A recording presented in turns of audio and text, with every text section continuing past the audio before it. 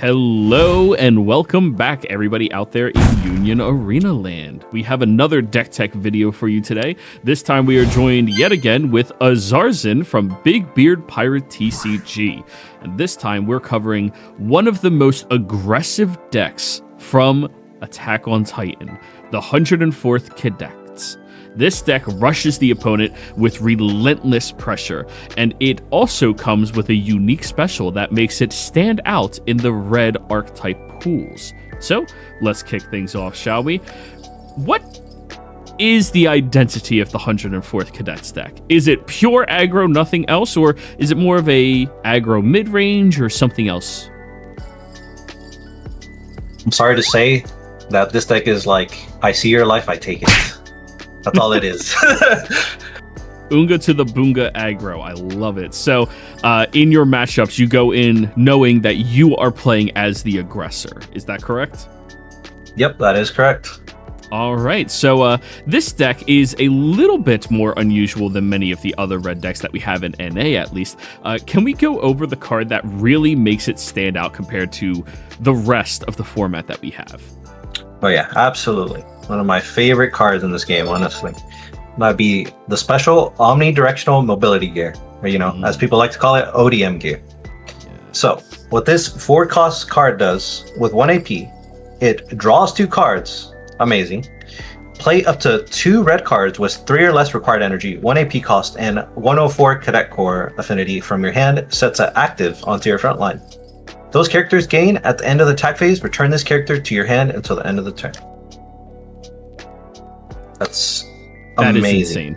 Such an insane card. Being able to rush out and say, I'm attacking. I am attacking right now. Now, just on the surface of the card itself, it doesn't seem as amazing as, kill something. Because, let's be honest, in this current game, the current meta we have, killing things is very important. But I think people are going to be surprised when they see all of the numerous cards that have good when-played abilities or when return to your hand abilities. Can we go over some of these cards that enable the special to be so absurd?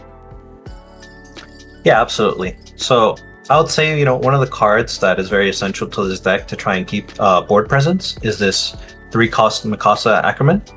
So what she does is, during your turn, if this character is returned from your field to your hand, you may place 1 card from your hand into your sideline instead. Which is basically saying, if you use this with a special, or if we look later on, the raid, Eren also kind of does a similar thing. It will stay on the field as long as you discard a card, right? And then during your turn, if you have 5 or more other 104 cadets, it gains plus 500. So it'd be a 4K swinger, Very, very good. Oh, that's such an insanely good card. Yeah, it's very insane. And another specific scenario that during your turn effect actually matters is when you're playing against bounce decks. So, when you're in a situation where, you're playing against Sukuna or Yuji, they play that raid from life. If they decide to target this, you can just be like, I'm gonna discard a card and it will stay on the field. So, yeah. That's so good. Oh, very nice tech. So, do we have any other cards in this deck that synergize with that? I think the 1-cost Armin, right? Yes, the 1-cost Armin also synergizes very well with it. So it's a 1-cost 2K draw trigger. We love that stat line. Yep. During your turn, when this character is returned to your hand from your field, you may place 1 red Armin Arlalt card with 1 required energy from your hand into your sideline. If you do, draw 2 cards, then place 1 card from your hand into your sideline. So what this is basically saying is, once this card gets returned to your hand, you can, discard any 1-cost Armin, which it can be itself, right? You discard it, and then you draw 2, and then you trash 1. So you're essentially, being able to filter to your deck really fast while getting in that pressure. So this deck is super resilient and, bad for blue decks and their color triggers. Yeah, exactly. So we kind of touched on it before that we have the Eren Jaeger top end cards. Can we go over those raiders that we have that are your way of finishing and closing out the game? Yeah, absolutely. So I'll start off with the booster box one because it does have that similar effect. So it is a 4-cost 4K Eren Jaeger. It has Impact 1, that finisher. And then when attacking, place up to one other 104 Cadet Corps affinity card on your front line on the top of your deck. If your front line is not full, play up to one red card with 3 or less required energy, 1 AP cost, and 104 Cadet Corps from your hand set to active onto your front line. That character gains at the end of your attack phase. Return this character to your hand until the end of turn. So, it has that similar style as the special, but it actually has a very unique effect at the beginning, which it sounds like it's bad, right? So it's saying you can place up to one other 104 Cadet Corps on top of your deck, right? So let's say, for example, you have a one plate effect. Like say we have this Armin right here, and you're putting it back on top. So it frees up that slot, and then you're able to get in an extra 5th attack. But also when you play it, when you grab it from the top of your deck, you're able to play it again and get that one plate effect. So there is a lot of good synergy in this list. Fantastic. Now, what about the other Eren Yeager? So the other Eren is the starter deck one. And this it's a 4 cost 4K. We love that stat line. We have a one plate draw card. Getting that 1-for-1 is always good. And then we have an activate main if on the front line. Place one card from your life area into your sideline. If you do, choose up to one of your AP cards and switch it to active. You can only activate this Eren Yeager ability one time each turn. So yeah, it's basically giving you a refund on this Eren in both ways, right? It's giving you a card, and then if you choose to use the life effect, it's giving you an AP back. So that's yeah, an active main, so you can do that each turn, just getting an extra AP at the cost of a life, but you're an aggro deck. Your life doesn't matter. It's your opponent's. Yeah, exactly. All right. Now, there's one other raider in this deck. The best character in the entire show, unless you really like short men, Mikasa. Yeah, exactly. So 4 cost 4K Mikasa Ackerman. She's when played, if there is a character with Eren Yeager in its card name on your field, choose up to one character with 3,500 or less BP on your opponent's front line and sideline. So this card is killing anything that's in your way on the early game, right? We're shooting them down. Mechamaru raid. Yeah, exactly. It's Mechamaru raid. Shooting them down, and it has good synergy because this special is able to play out a Mikasa, right? You can play out the 0 cost Mikasa, and then you can just immediately just raid on top of it. So yeah, it has very, very good synergy. And since you raided on top of it, it won't get returned back to your hand. So you'll have that board presence. Yes, very, very important thing to remember is putting out those free raid targets and then raiding over top of them means the special just turned into a draw 2. And save yourself 2 AP. So, okay, we're in. That's fantastic. So looking at all of this, the deck definitely seems like it embodies the go hard, go aggro, go unga boonga archetype. But we kind of skipped over one last card in here, the 2-drop Eren. Can you walk through why this card is so good?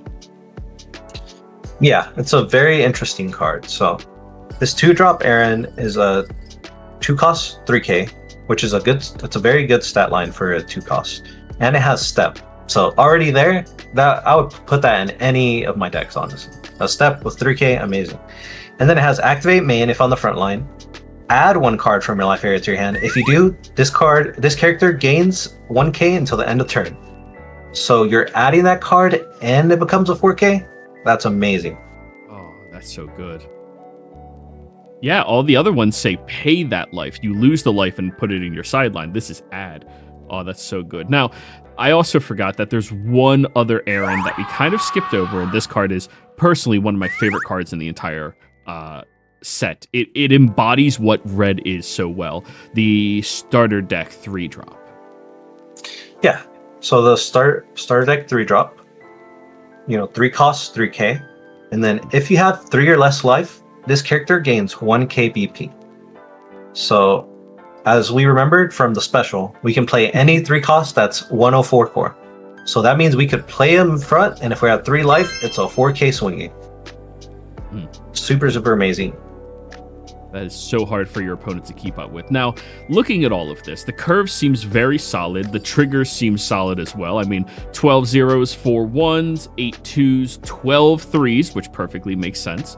And then you have the 8-8 split on draw and active triggers. A beautiful split, by the way. That's like the ideal sweet spot that I usually want to be in my deck, unless my deck needs to have more actives or needs to have more draw triggers, right?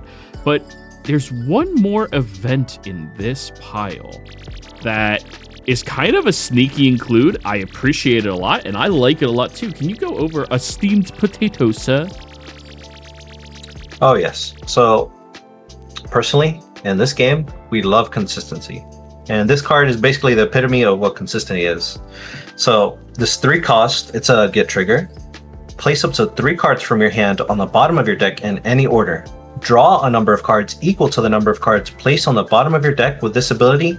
Choose up to 1 of your AP cards and switch it to active.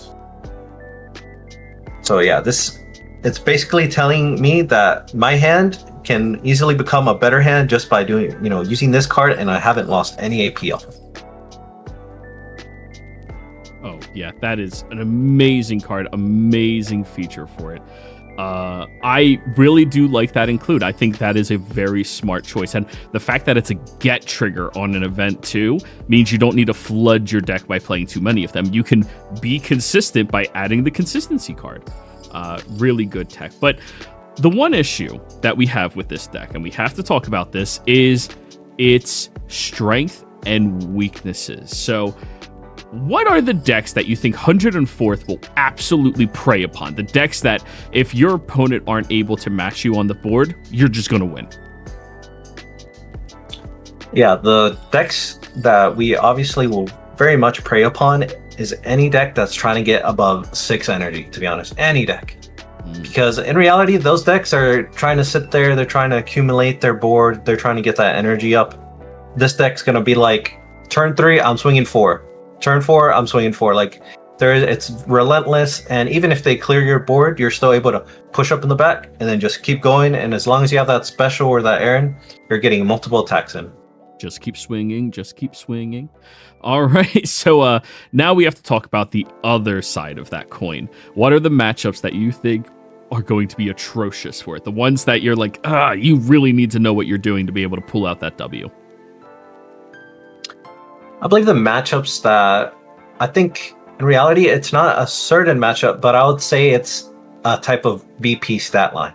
And that BP stat line is like 4,500, to be honest, right? Because as you've noticed, there isn't anything that goes above 4K. So you are just trying to swing 4K, and if they only have 4Ks, they're not going to be able to defend, right?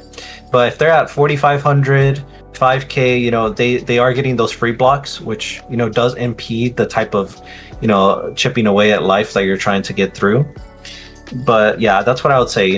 Maybe even like a double blocker. A double blocker can also be a problem against this deck for sure.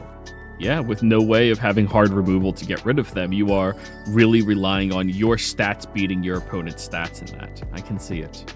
So, do you think that this is a great deck for somebody who might be new to the game because they saw Attack on Titan as their favorite IP ever and wanted to play? Or do you think that this is something more or less meant for a very experienced player?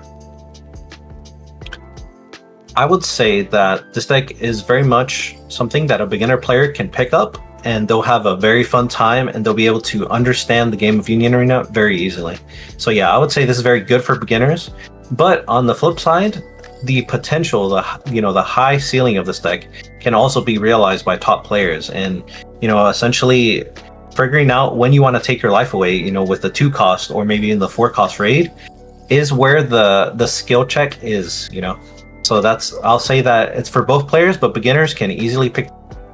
And all you will need is 1 red starter deck, because you only need 2 of the starter deck Eren raids and then 2 of the 3 costs, right? So you can just pick up a starter deck, and then as long as you get those other raids, you're able to play this deck very easily. Okay, and I think that just about covers it for this deck. Thank you so much, Izarzin, for helping us break down the 104th Cadets today. Where can people find you? Where can people follow you? Oh yeah, so you can find all of my content at Big Beard Pirates TCG. We do, all Bandai games, but, specifically I am on the side of Union Arena because I love this game and I love all its IPs. So you'll see all of those deck techs, you'll see all of that gameplay videos, and maybe, I'm going to the regionals. Hopefully you'll see me, showing my deck profile out for the regionals as well. That is fantastic. And of course, you can find me and him down in the description below. And be sure to follow both of us and the channel here in order to make sure you get all of the UA content that you desire. Thank you all very much and have a great day. Goodbye.